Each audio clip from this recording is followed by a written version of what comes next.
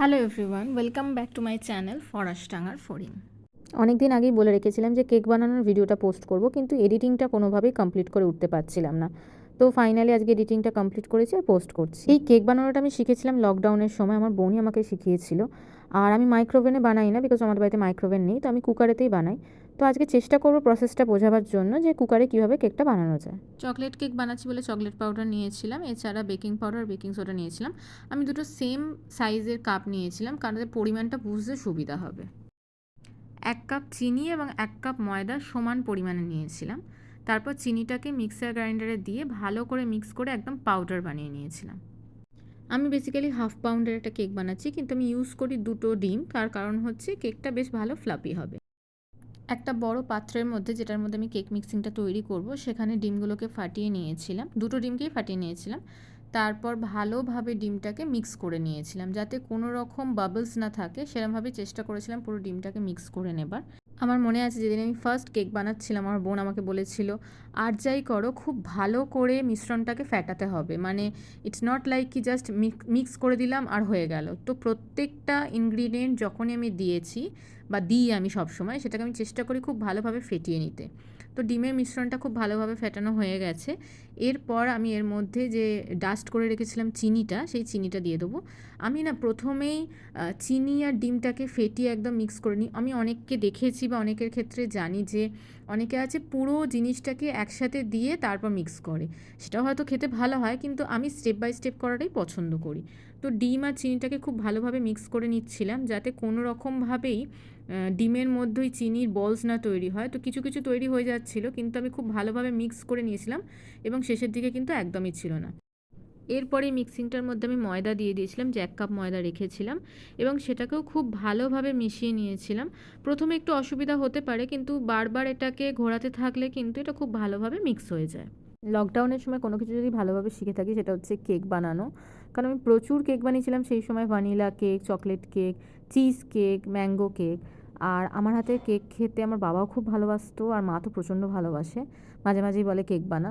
তো মাঝে মাঝে মায়ের জন্য বানাই। আর আমি যেহেতু একটু চিনিটা কম ইউজ করি, তো মায়ের খেতে ভালোই লাগে। এরপর মিশিয়ে দিয়েছিলাম 1 চামচ মতো চকলেট পাউডার। একটু বেশিও দেওয়া যায়, কিন্তু আমি মানে বেশি পরিমাণ দিইনি, কারণ বেশি কালচে ভাবটা আমার ভালো লাগে না। তো 1 চামচ চকলেট পাউডারই দিয়েছিলাম। কেকটাকে আরেকটু টেস্টি বানাবার জন্য আমুলের পাউডার মিল্ক মিশিয়েছিলাম। 10 টাকার যে প্যাকেটগুলো পাওয়া যায়, ওটা একটা গোটা প্যাকেট দিলে কিন্তু খুব ভালো টেস্ট আসে।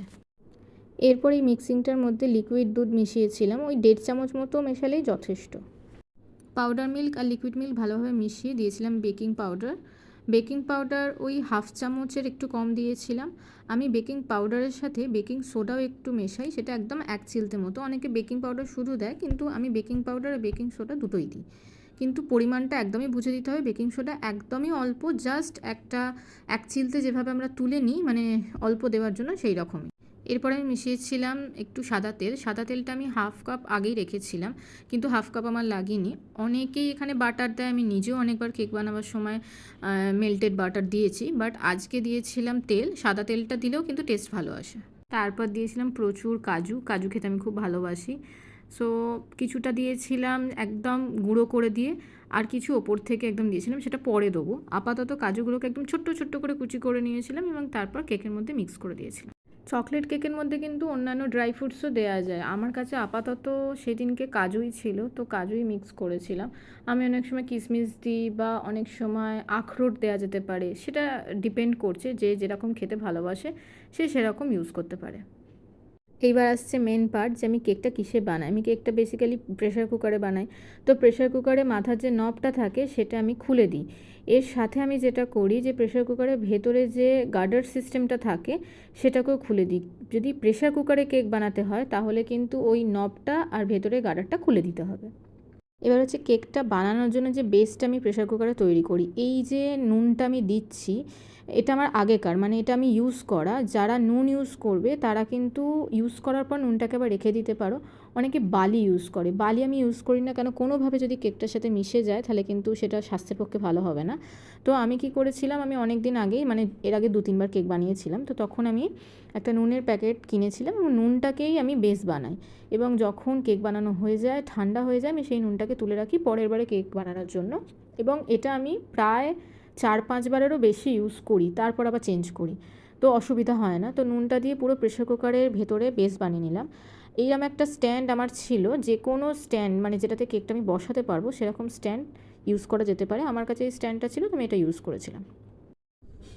আমার কাছে 1/2 পাউন্ডের কেকের বলি আছে, আমি 1/2 পাউন্ডেরই কেক বানাচ্ছি। তো এটা কিন্তু মেল্টেড বাটার, এইটাকে আমি ভালোভাবে ব্রাশ করে নিয়েছিলাম আমার এই বোলটার মধ্যে। তার কারণ হচ্ছে যে কাগজটা আমি দেবো সেটা যাতে ভালোভাবে বসে যায়। এবার কাগজটা কি করি, অনেক সময় অনেকে বাইরে থেকে কেনে বা সেরকমভাবে ইউজ করে, আমি কিন্তু একদম ঘরোয়া ওয়েতে বানাই। সো আমার পুরনো খাতা থেকে আমি একটা কাগজ কেটেছিলাম এবং সেটাকেই আমি এই যেটা ব্রাশ করলাম তার উপর দিয়ে দিয়েছিলাম। কাগজটার উপরে একটু ব্রাশ করে দিয়েছিলাম, কেন পরে যখন কেকটাকে আমাকে তুলতে হবে তখন যদি এই বাটার বা অয়েল যেটাই যে ইউজ করবে সেটা যদি ভালোভাবে দেয়া থাকে তাহলে কিন্তু কেকটা তুলতে সুবিধা হবে। এবার আমি পুরো যে মিক্সিংটা ছিল কেকে সেটা এর মধ্যে দিয়ে দিয়েছিলাম। ভালোভাবে আমি এটাকে মিক্স করার পর মানে দেওয়ার পর একটু ভালোভাবে ঝাঁকিয়ে নিয়েছিলাম, যাতে যদি কোনো বাবলস থাকে সেটা কেটে যাবে। যেহেতু একটু ঝাঁকিয়ে নিয়েছিলাম সেই জন্য যেটুকু বাবলস ছিল কেটে গেছে। এবার আমি গ্যাসটাকে অন করে নিয়েছিলাম এবং গ্যাসটাকে একদম হালকা আঁচে রেখেছিলাম, কারণ হচ্ছে আমাকে প্রথমে প্রেশার কুকারটাকে একটা টেম্পারেচারের মধ্যে আনতে হবে। ধরে নিই যদি আমি 9টার সময় কেকটা বসাবো ভাবি, আমি 5 মিনিটের জন্য একদম লো ফ্লেমে প্রেশার কুকারটাকে গরম করে নিই। আফটার 5 মিনিটস আমি কেকের ব্যাটারটাকে প্রেশার কুকারের মধ্যে বসাই একদম ধিমি আঁচেতে 40 মিনিটসের জন্য। ঘড়ি ধরে যদি টাইমটা মেনটেন করি তাহলে কিন্তু কেকটা খুব ভালো হবে, এটা আমি গ্যারেন্টি দিতে পারি।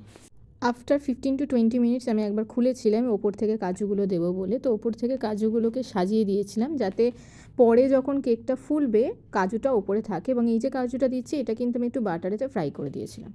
সো ফাইনালি 40 মিনিটস হয়ে গেছে এবং আমি যখন খুললাম তোমরাও দেখতে পাচ্ছ যে কেকটা কিন্তু সম্পূর্ণরূপে হয়ে গেছে। এটা একটা ট্রিক, দেখতে পাচ্ছ যে আমি চেক করলাম গায়ে কিন্তু একটুও কেক লেগেনি, মানে কেকটা কমপ্লিটলি বেক হয়েছে।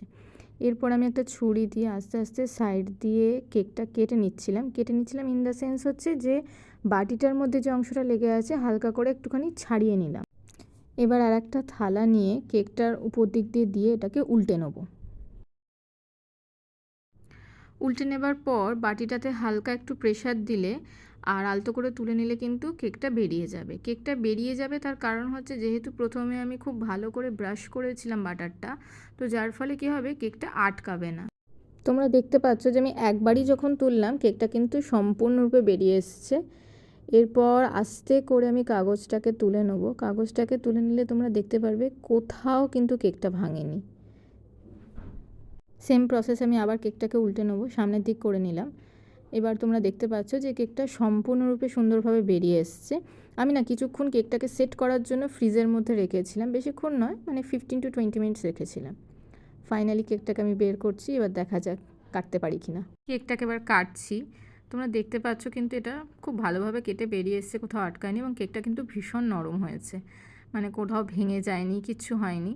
তো এইভাবে কিন্তু চকলেট কেক যেমন আমি বানিয়েছি এইভাবে অন্যান্য কেকগুলো বানানো যায়। তোমরা যদি অন্য কেক বানানো দেখতে চাও আমাকে মেসেজ করো। যাদের ভিডিওটা ভালো লেগেছে লাইক করো এবং যারা নতুন দেখছো প্লিজ সাবস্ক্রাইব করো। বাই।